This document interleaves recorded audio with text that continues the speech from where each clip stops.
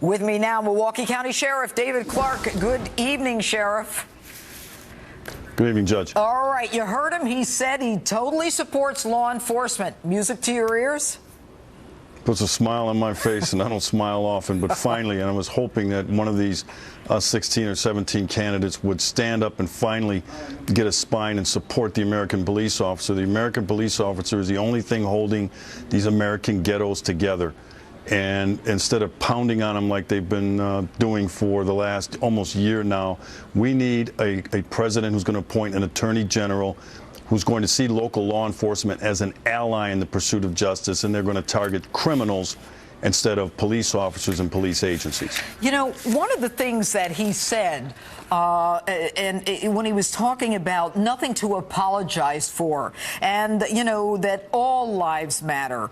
What I don't understand, Sheriff, is that this Black Lives Matter movement, why are they only incensed if there is a death at the hands of law enforcement and not the overwhelming issue, which is the death of African Americans at the hands of African Americans? Because this is a political construct. Look, this group is misguided. They could be a force for good, but instead they're just shills for the Democrat Party. What they should be protesting is that in the Obama recovery, black people still can't find meaningful work. The unemployment rate nationally is about 15–16%. In the city of Milwaukee, the black male unemployment rate is 32%. They ought to be protesting the fact that they have to send their kids are shackled to failing K-12 public schools while President Obama sends his kids to the elite Sidwell Friends School. They ought to be protesting the fact that poverty has become generational and a lifestyle in the American ghetto because their people are hooked on the high of handouts and have gotten comfortable with government dependency. That would prove to me that black lives really matter, but instead, this unit, this group, this mob has made the American police officer the straw man. And are you concerned about, you know, the implications and the anarchy, you know, from the Occupy Wall Street to, you know, Ferguson? I mean, you've got this Michael Brown, all right, who's like hailed as some kind of hero. He's fighting with a cop over his gun. No charges against the cop who killed him. And when a 9-year-old girl, and we don't know who killed her, but when a 9-year-old girl is shot and killed, I mean, nobody says boo.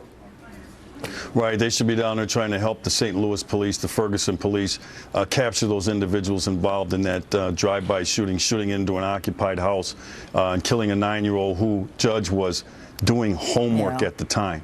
I mean, it's really pathetic, but at the same time, you know, the police are the straw men in this, and until this group and others back off the American police officer. Look, the social order has collapsed in Baltimore, in St. Louis, in Milwaukee, Wisconsin, in the American ghetto, and only the American police officers down there trying to keep it together. And we saw over the Memorial Day weekend in the city of Baltimore what life looks like in the American ghetto without the police. It looked like Boko Haram came through there with the death, the carnage, and the destruction that went on. 45 people killed in a month. Quickly, do you get pushback on this yourself?